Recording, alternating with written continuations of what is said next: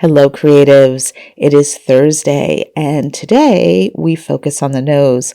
I'm going to be doing a little bit of work in the eye area, just another block in layer, and then I'm going to be moving my way down to the nose area, blocking in the nose area, also doing some cheeks and the forehead.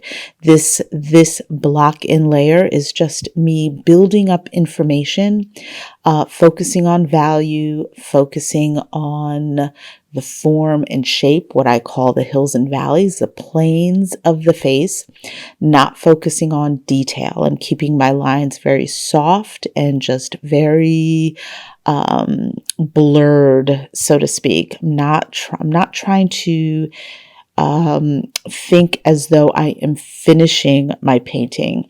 I'm still in that mode of building up information and building up the foundation.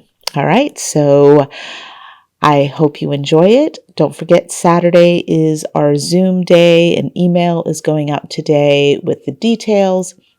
On Saturday's Zoom, I'll be focusing on blocking in the mouth area and getting the face its first, trying to finish and getting that face its first block and layer so I can continue from there. All right, so happy Thursday, happy creating, and I will see you Saturday in the Zoom call.